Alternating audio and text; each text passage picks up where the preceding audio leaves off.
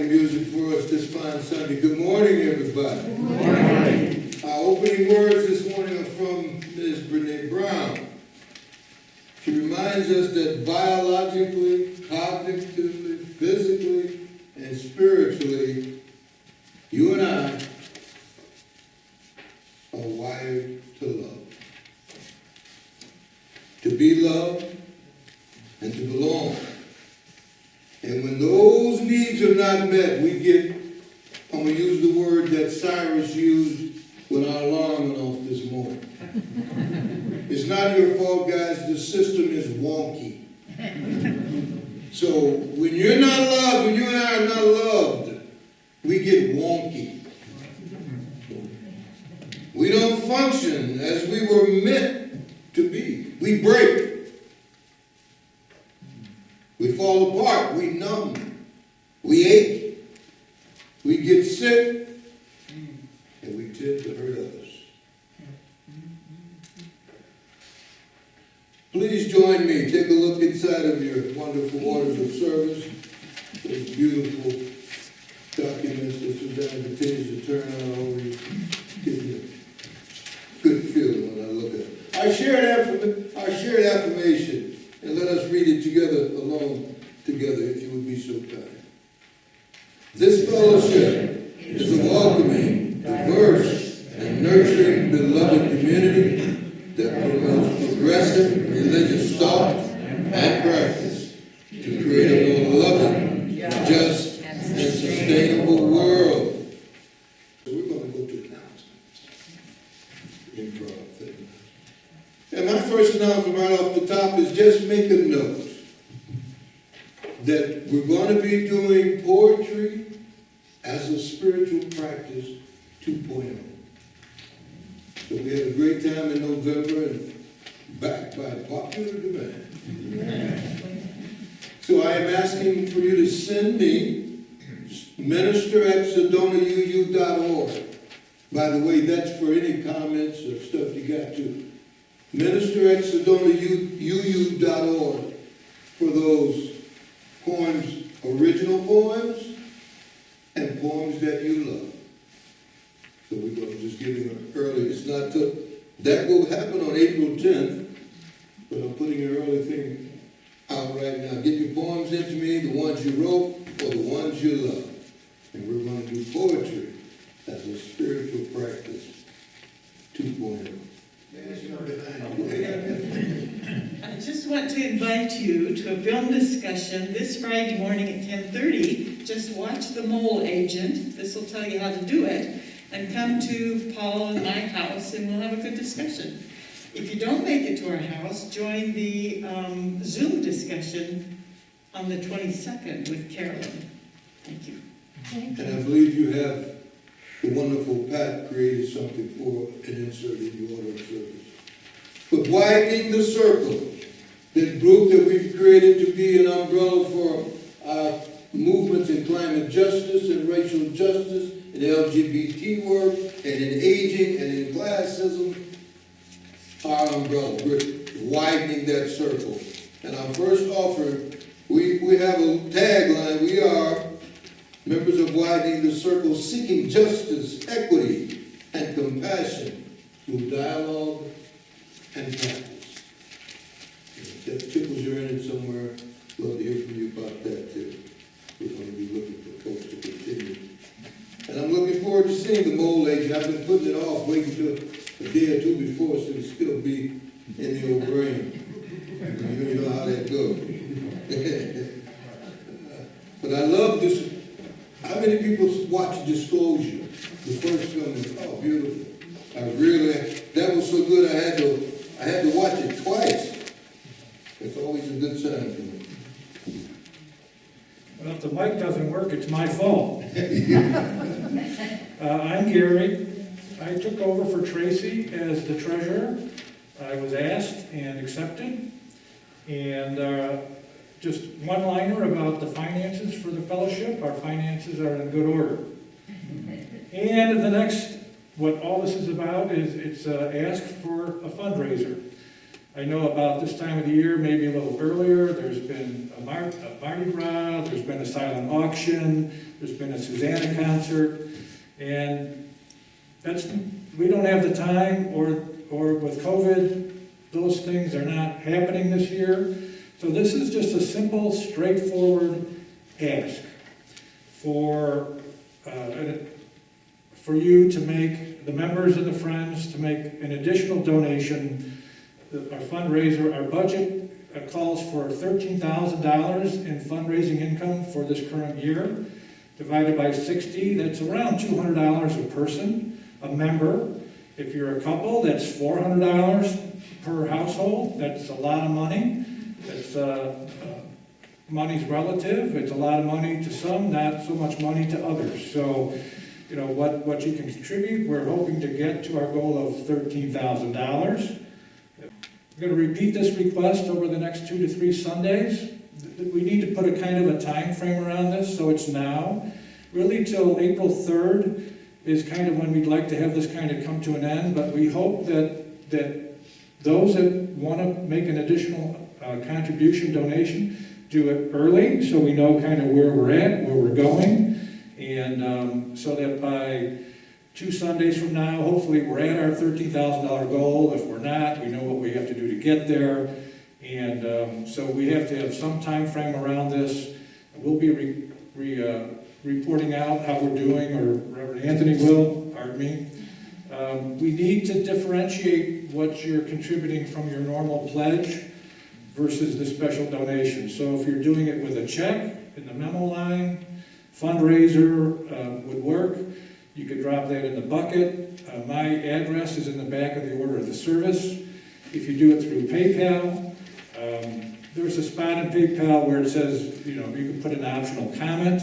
That would be a place to put in fundraiser, so we can keep track of what's a fundraising donation versus your normal pledge payments. So I know this is maybe short notice, I don't know.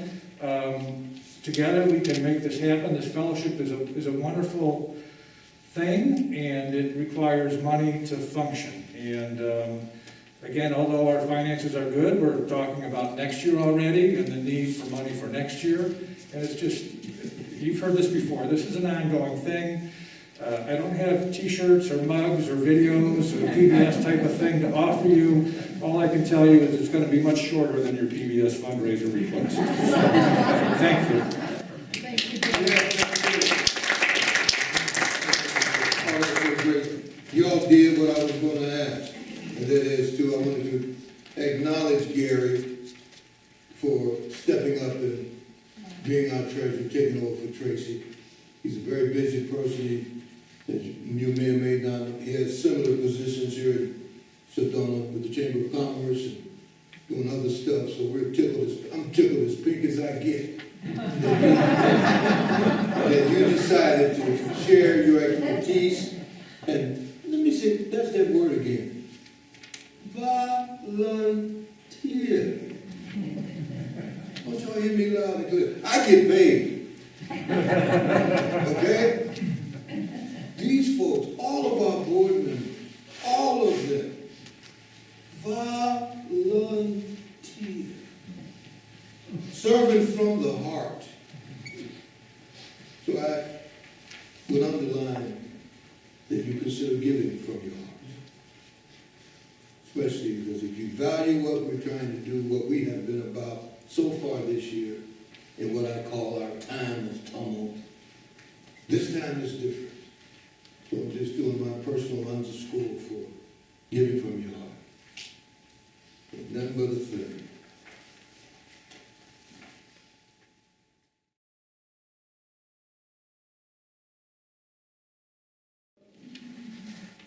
With the rekindling of this flame,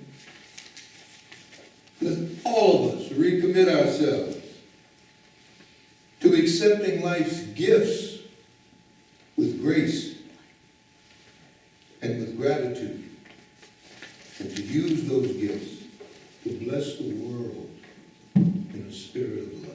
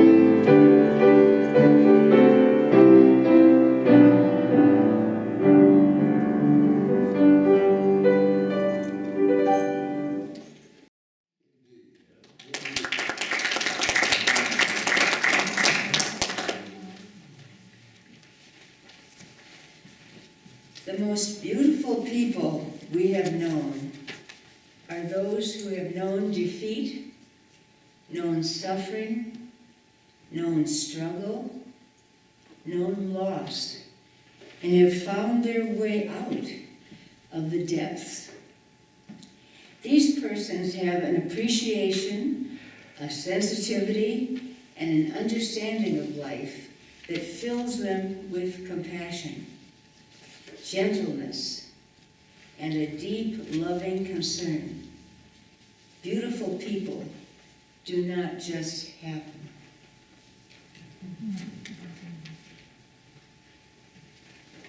The words of Ms. Kubler-Ross, Elizabeth type.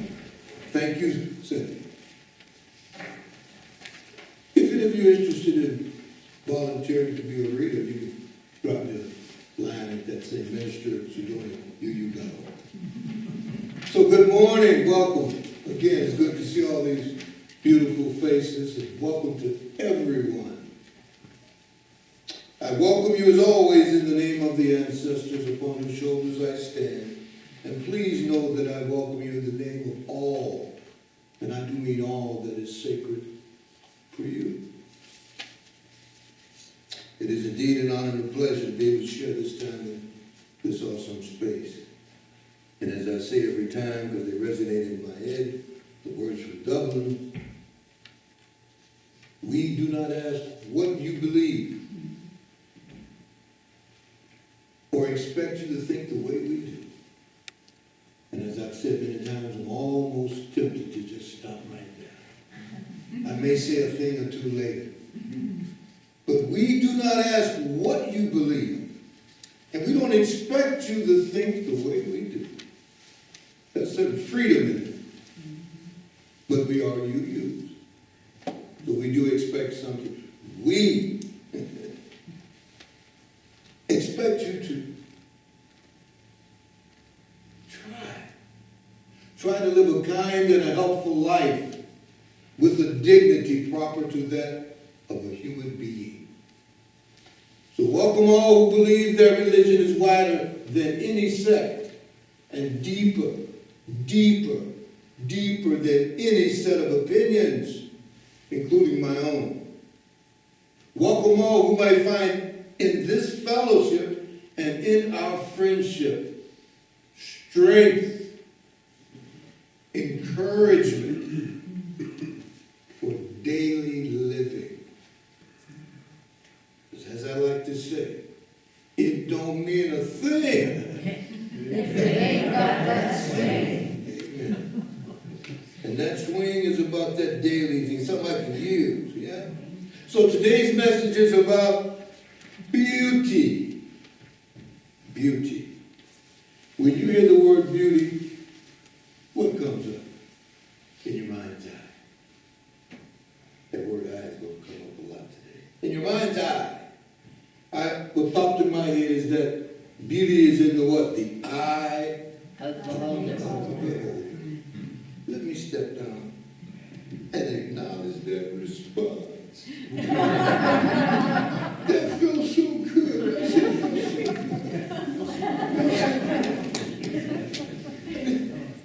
Well, just, you know how sometimes I say something, you get it, and it moves you? Guess what? This is a boulevard thing. Ain't it? This is a boulevard. So thank you for that. You know, sometimes it's easier for us to get beauty mixed up with glamour.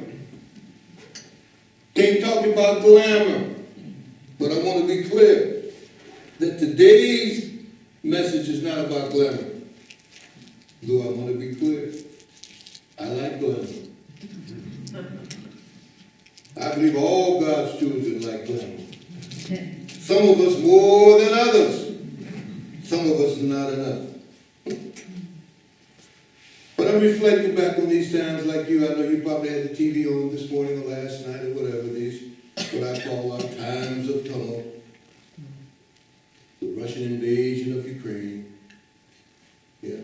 Our mind's eye now filled with images of that, the Russian invasion.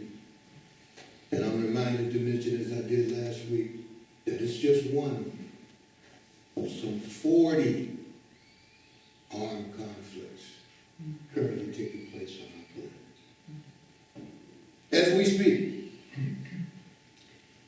So my offering is these times require, I want you to remember these ones. We call the C fellows: courage, commitment, and hope. And the last one, self-love. Got a little image in my head of a boat. And courage is sitting in the boat, commitment sitting in the boat, and hope is sitting in the boat. Right? Self-love is in that boat. Maybe even doing the rowing. That lake, picture your favorite lake, or if you're an ocean person, that lake back in Michigan or Wisconsin, Ohio, California. That lake is beauty. You see, beauty, all of those things are sustained and held up by beauty. Courage, commitment, hope, and self-love. Think about it. We find the courage to fight after what? After falling in love with a beautiful vision. Like the beloved community.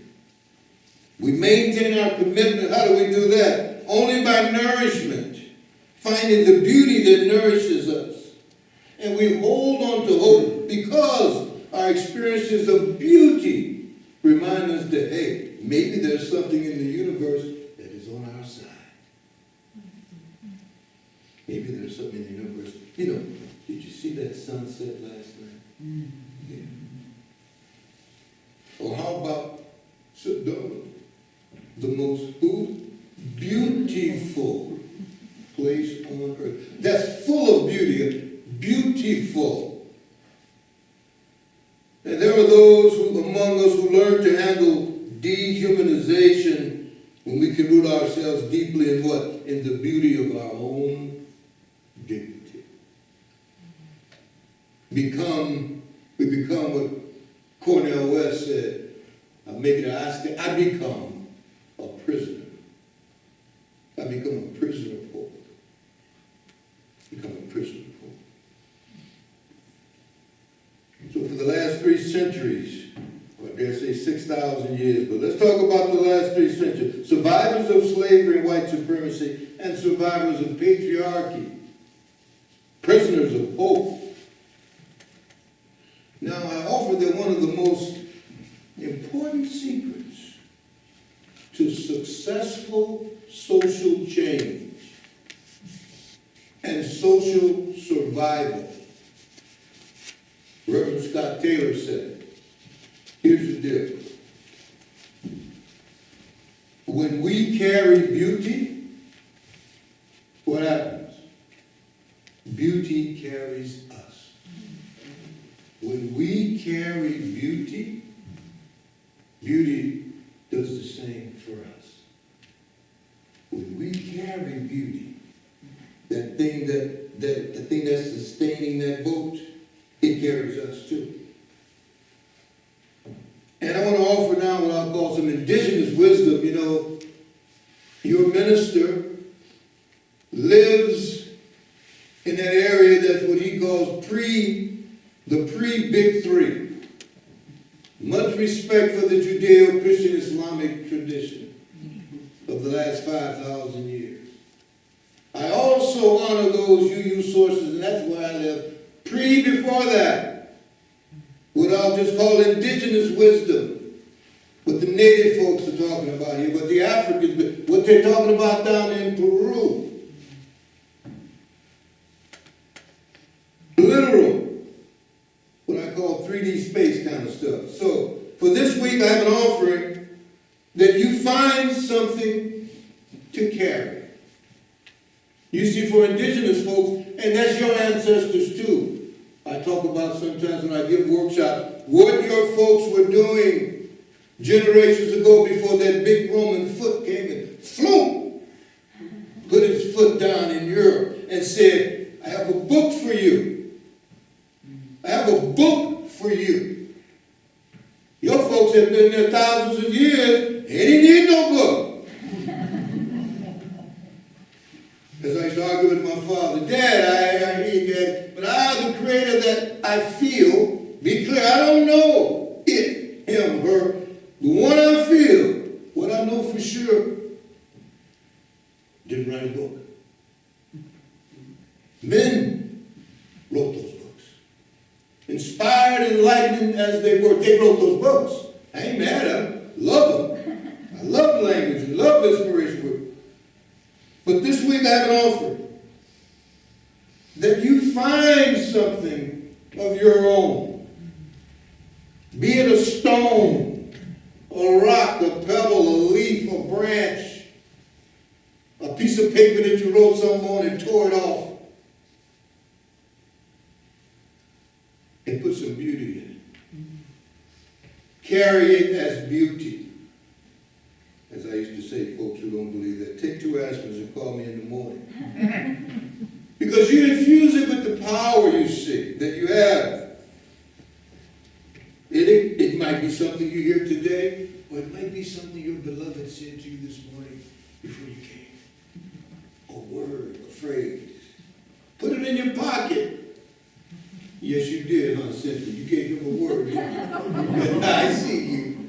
Okay? Make a necklace out of it. Do with it what you will. Whatever. Our goal is to create a reminder about beauty that will carry you all this week. A self-generated message. Dare I say, your own commercial.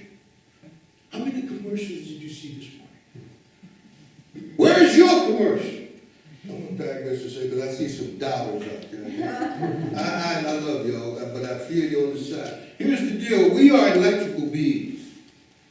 The reason people spend billions and billions and billions of dollars every year on this thing called advertising is because I, as an electrical being, I cannot not respond to that.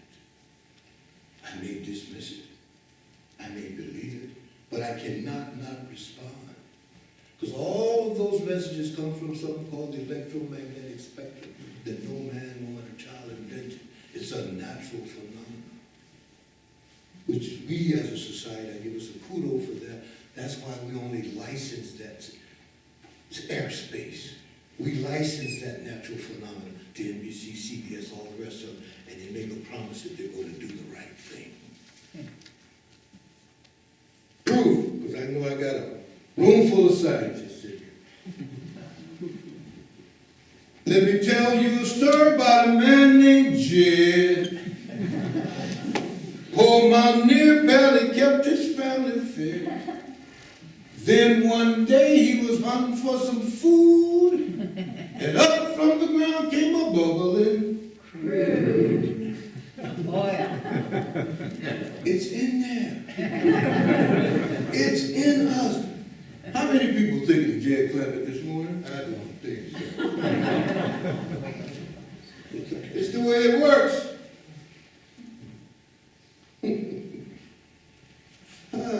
We are electrical beings. So ponder with me for a moment. Who in your life needs to be told that they are a beautiful soul? A beautiful soul. What is the most beautiful thing you've ever seen? Have you ever experienced a beautiful goodbye? Or a beautiful hello? Dostoevsky said,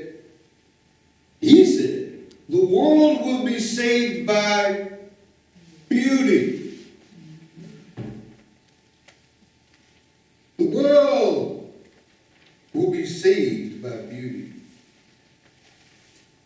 Do you think that the world will be saved? Or that beauty can save or even heal this place? Digress. Speaking of healing, last week in our men's group, the SUUF men's group, have any been members of that men's group in here? Would you raise your hand? Yeah. Thank you very much. Yeah. I mentioned that I was a candidate for eye cataract surgery to the fellow men's group. And I said to myself, but that's for old people. What's up, Doc? You sure about that? He said, let me tell you something, sir. Yes, you are a candidate for surgery. Trust me. Okay. So I flashed back on all the hospitalizations in my life, and they were all related to stuff I had done, not no worn out parts. I flashed to my knee, that was basketball, and then the knee was racquetball, and then I got hit in the head with an axe when I was a knucklehead. Yeah, I knew about that. So, should I have the surgery? So I put it out to the brothers, my SUUF brothers, the 7 of us, as we said, we ate, we talked. There was Dr. Ben Shore, Cool Ron Crum, the Dean, Tony Maroney. Now I know his name is Marini, but he allows the poet in me to call him Tony Maroney. There was Ron Offertory Berkey, the nimble Alan Gore, and the sage Bill Goliath. So asking these men about a cataract eye operation was like asking the Golden State Warriors about basketball. Man, they just and I was so appreciative because I'm afraid. Part of me like, I don't know, man, I want to keep what I got. You know, when I mentioned one of them old, kind of ancient wisdom fellers want to stick me somewhere. Man, and then I read that, yeah, they're going to take your stuff out and put some new stuff in there. I said, okay. And speaking of beauty, how about that long 3-point shot by Steph Curry? That's a thing of beauty. Beauty's in the eye of the beholder. Came up in my mind again. There is a poem that I ran across in my research for today's talk about the great painter Monet himself. Yeah. Who later in life, Monet decided not to have the cataract eye operation. How about that? He said he wanted to paint the light and not the object. To go beyond his youthful errors and into the realm of a unified field. The poem is entitled Monet Refuses the Operation. By one Lisa Mueller. And I ask you to see if you can see the beauty in her words, in her writing.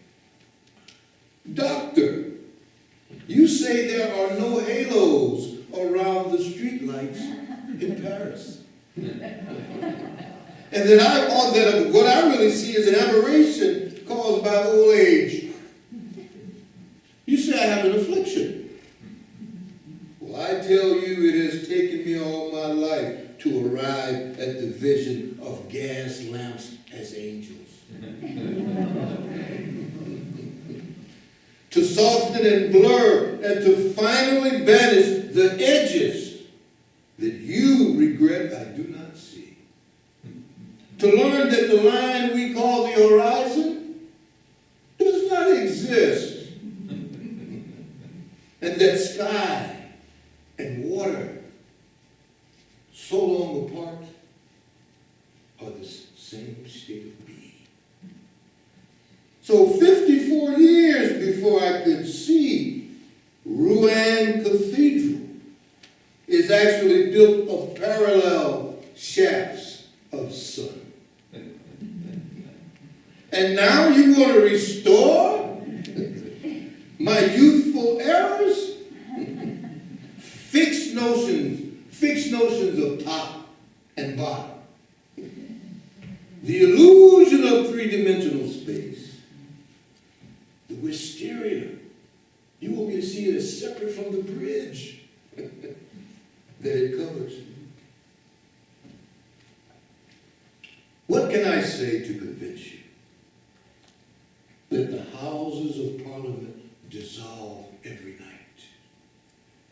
after night, and they become the fluid dream of the Thames, of the River Thames? He says, I will not return to a universe of objects that don't know each other. Digress, I'm reminding about SUUF and me. We don't want to be in a fellowship where we don't know each other.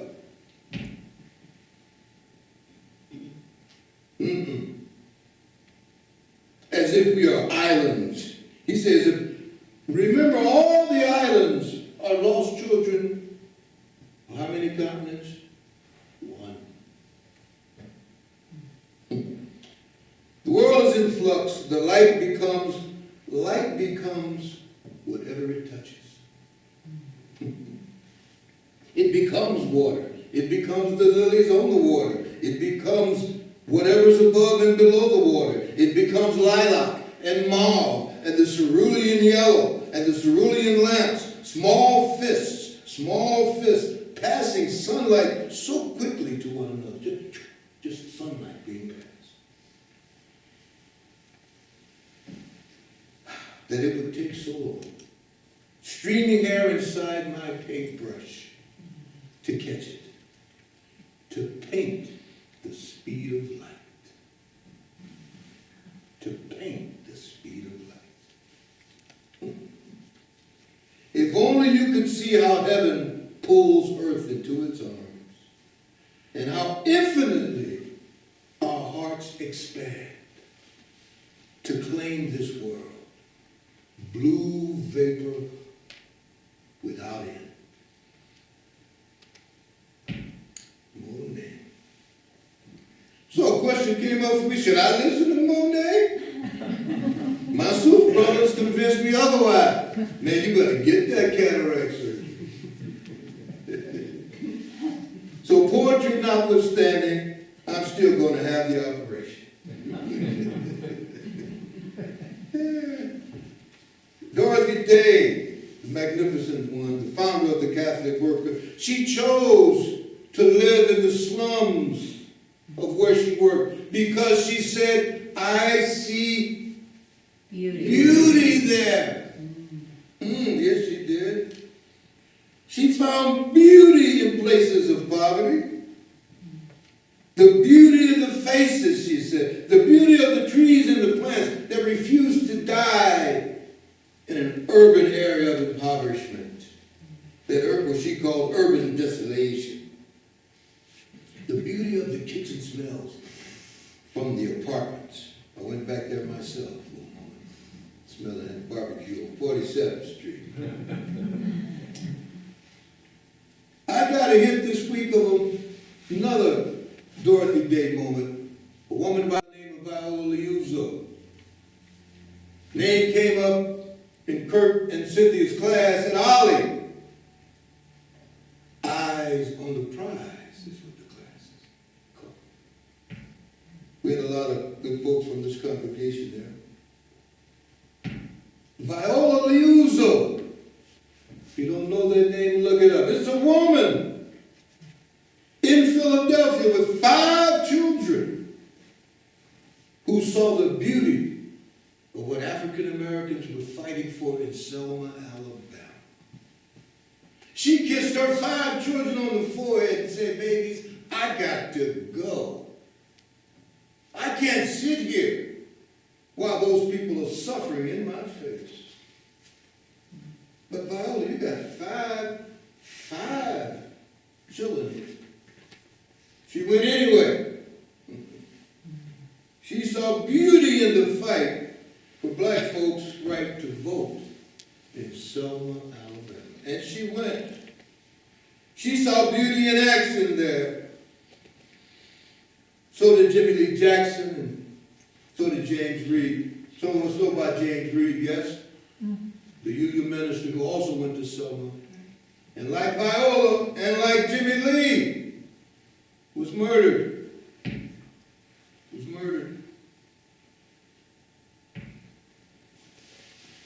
So ask ourselves, is it possible for me to look beyond, say, the facade of glamour of another?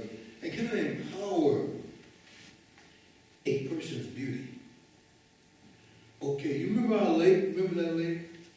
From my earlier analogy? The holder, the nourisher of courage, commitment, and hope. Okay, I'm asking you to do a little something. If you are able, would you please stand? If you're able. I want you to be able to turn and pair up with each other. This will take a whole 3 minutes. All right, I want one of y'all to decide who goes first, and I want you to take a nice deep breath, and then we're going to repeat after me. Okay? I see the beauty in me. I love myself. I am beautiful. Breathe. I see the beauty in you. Love yourself. You are beautiful. Now the other person gets a turn. Take a deep breath. Now the other person is speaking. I see the beauty in me. I love myself. I am beautiful. I see the beauty in you. Love yourself. You are beautiful. Thank y'all so much. Breathe. Take that in. You know, language is a powerful thing, but I always make the joke that, our minds will tell us anything. But the body never lasts. So then was I shot it in the body. You are beautiful. You're beautiful. And as old brother Fedor said, this world will be saved by you. May it be so. Blessed be. Amen. Shche. So let us share a moment of silence together. Take care. Please.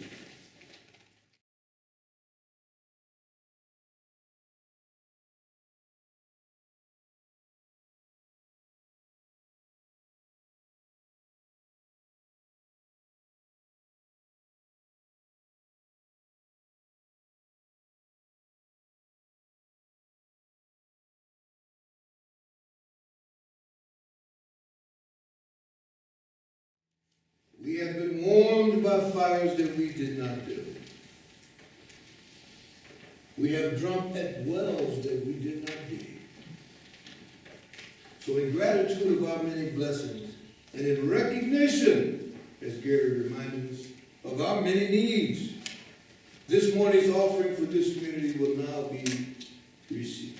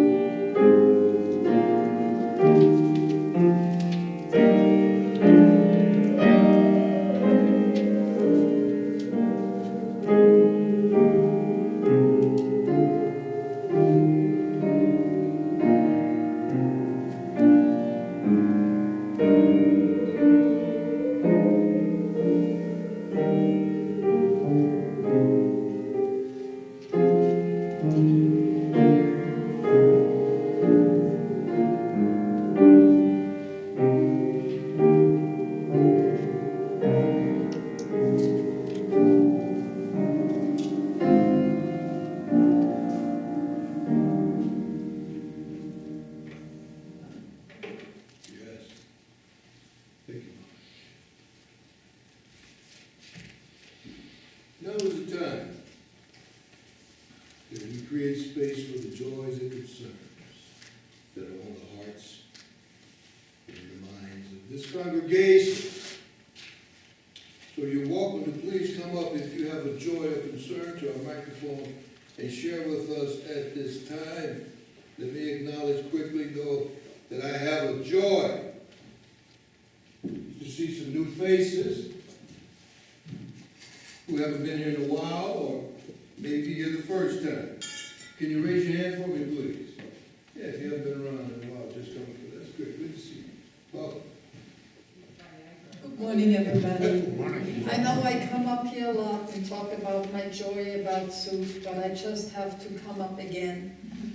First of all, so many people that haven't been here in a while for all kinds of reasons, health issues. The film festival was going on, all kinds of things, but several of them are back here today, and I just want to acknowledge that and how wonderful it is to see you, Joyce and Larry, and Doug, and the Bynes, and Kathy Lovell and Diane and Michelle and Jerry.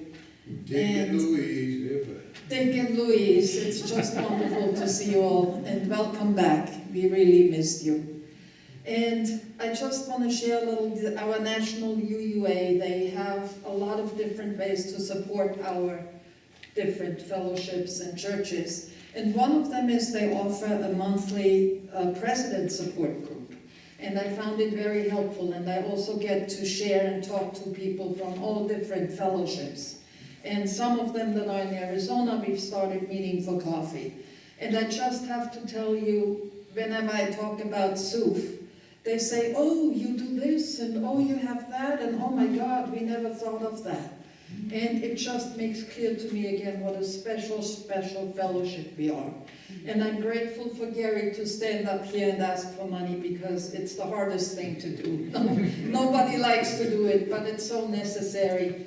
And please, do whatever you can. I know the times are hard and the gas prices and nobody knows what's going to happen. And so whatever you can do is very much appreciated. And just when you do remember our wonderful minister and Susanna and Marj Hass, who fills in, and the people who step up and provide their homes for our book discussions, and now we have a film club, and all the different things. We're always trying to come up with more things to connect us, and now we started SUUF and Me Live, and so if you can help us out to keep us going. We're back in the synagogue, which so many of you told me that they wanted to be back here in this beautiful space. So just, as I said, we do what you can, and we'll keep going and try to connect and inspire each other. And again, welcome back to the people, to all of you. It's always great to see you, and especially in times like this, knowing you all and knowing there will be another Sunday that I can come and recharge gets me through these times, and I hope you too. So thank you all. Yes.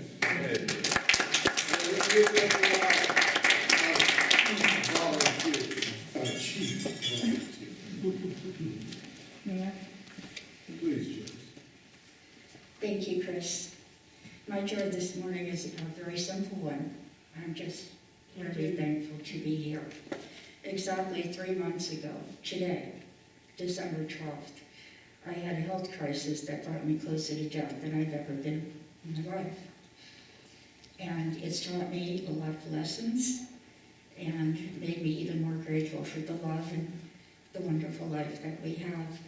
But I wanted to share something. People close to death always talk about the light and the tunnel and all of that. That was not my experience at all. It was very interesting. It was like a continual loop of all the things that I was going to miss if I didn't survive. The graduations, the weddings, the births, the faces of friends, the completion of our house, our 30th wedding anniversary, just a continuation of the love that Larry and I have shared all these years. And I am just so thankful for all of you. And I just wanted to share that. And I hope to be here for a very long time. Thank you. Rest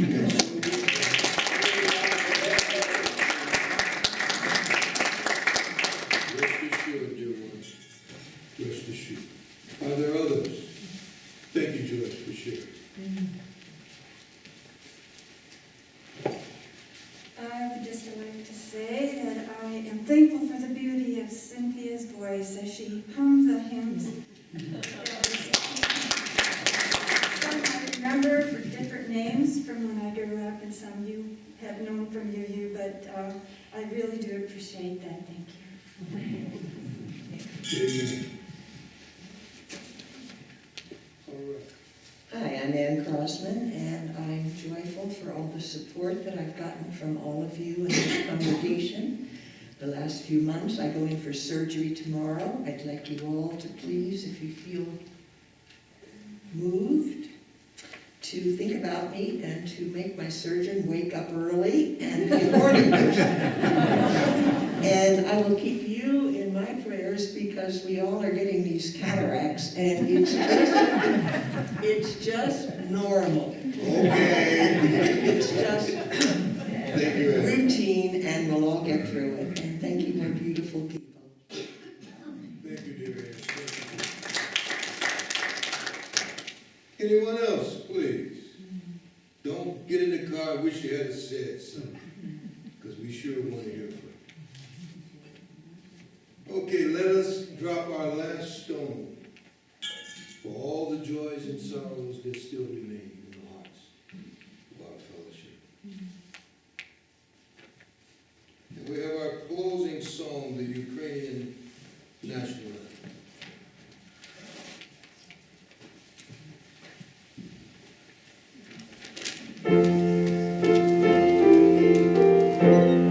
Please stand if you are able.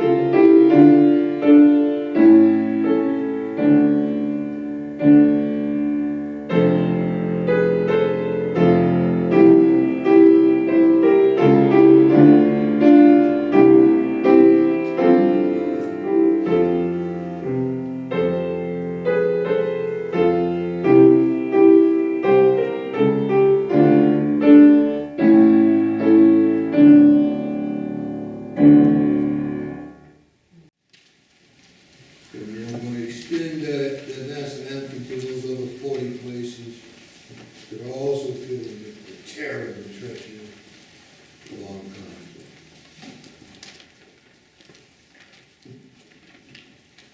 There's a Navajo blessing